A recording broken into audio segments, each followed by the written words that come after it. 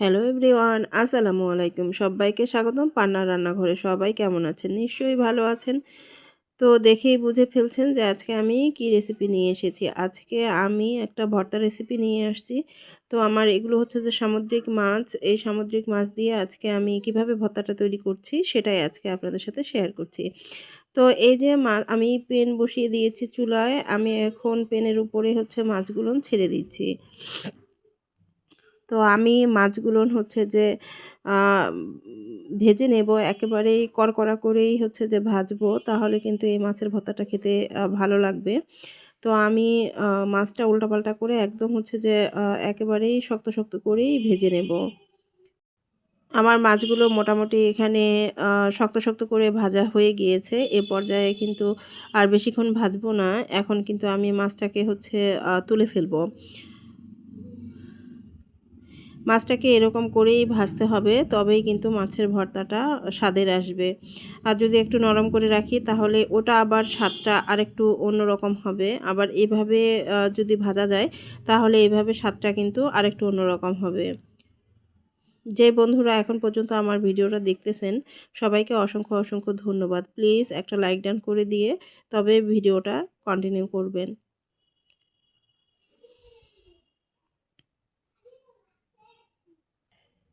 এখন আমি এটাকে একটা প্লেটে করে তুলে নিচ্ছি। আর পেনে এখন আমি দিয়ে দিচ্ছি পেঁয়াজ কুচি। পেঁয়াজ কুচিগুলো ভালোভাবে ব্রাউন কালার করে ভেজে নিতে হবে।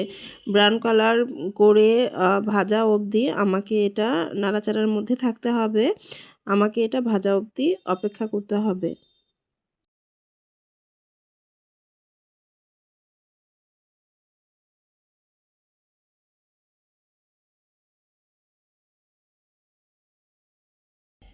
এখন আমি এখানে দিয়ে দিচ্ছি আ কয়েকটা হচ্ছে কাঁচামরিচ আর কয়েকটা শুকনো মরিচ। তো আমি শুকনো মরিচ আর কাঁচামরিচ সব মিলিয়ে কিন্তু এখানে ভাজবো। আর এখন আমি কিছুটা এখানে তেলও এড করে দিব, যেন পেঁয়াজটা নিচ থেকে হচ্ছে পুড়ে না যায়।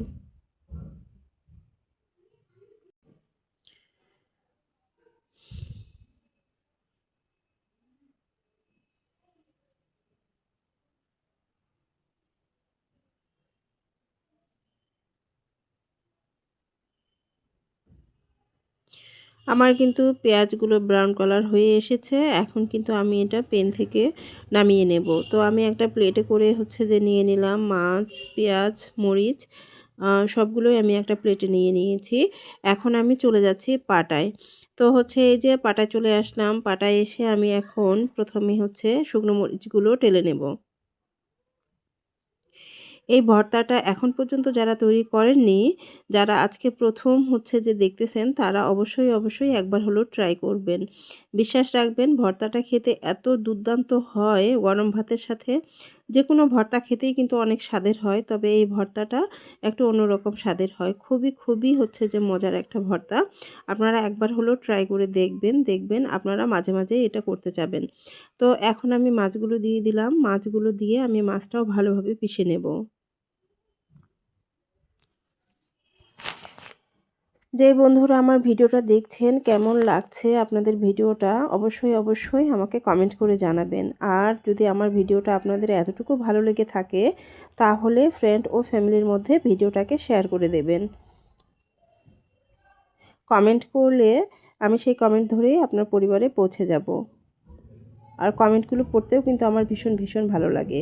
এখন কিন্তু আমি এখানে পেঁয়াজগুলো যে ভেজে রেখেছিলাম সেই পেঁয়াজগুলোও অ্যাড করে দিলাম। পেঁয়াজগুলো আর কাঁচামরিচগুলোও কিন্তু আমি এখন এখানে পিষে নেব। তো এই তো আমি হচ্ছে যে পেঁয়াজ আর কাঁচামরিচ সবগুলোই হচ্ছে ভালোভাবে পিষে নিয়েছি। এখন আমি এটা একটা প্লেটে করে তুলে নেব। তো প্লেটে তুলে নিয়েছি। এখন এই পর্যায়ে আমি এখানে একটা পেঁয়াজ কুচি নিয়ে নিয়েছি আর নিয়ে নিয়েছি একটা শুকনো মরিচ। শুকনো মরিচটা সহ পেঁয়াজ আর হচ্ছে এখানে আমি দিয়ে দেব কাঁচা সরিষার তেল। তো সরিষার তেলটা হচ্ছে দেওয়ার কারণ যে সরিষার তেলের একটা অন্যরকম কিন্তু স্মেল আছে।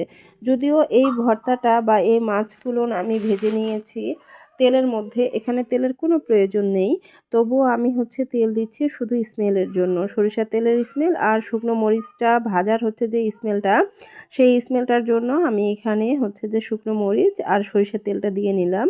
আপনারা যে কোনো ভর্তায় যদি শেষের দিকে শুকনো মরিচ আর হচ্ছে সরিষার তেল পেঁয়াজ দিয়ে মাখিয়ে নেন, তবে ভর্তাটার স্বাদটা ১ গুণ থেকে দ্বিগুণ কিন্তু হয়েই যায়। এটা কিন্তু আমরা সবাই জানি। যাই হোক, আমি প্রত্যেকটা ভর্তা এভাবে শেষের দিকে মাখানোর চেষ্টা করি। তো হচ্ছে যে দেখা যায় যে ভর্তাটা এমনি খেতে না যতটা স্বাদ লাগে, এভাবে মাখালে কিন্তু অনেক স্বাদের হয়।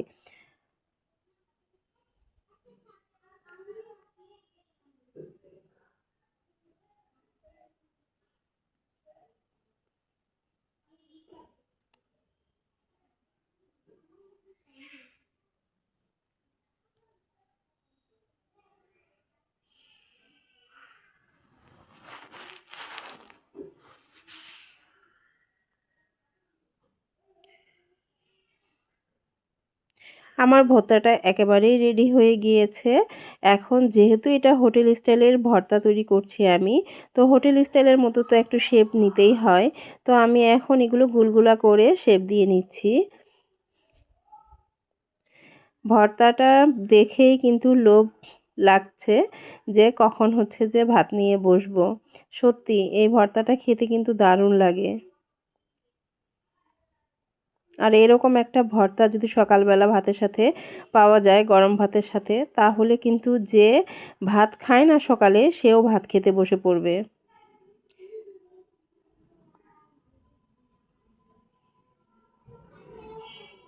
এই তো আমার ভর্তা কিন্তু একেবারেই রেডি। কেমন হয়েছে অবশ্যই অবশ্যই কিন্তু আমাকে কমেন্ট করে জানাতে ভুলবেন না।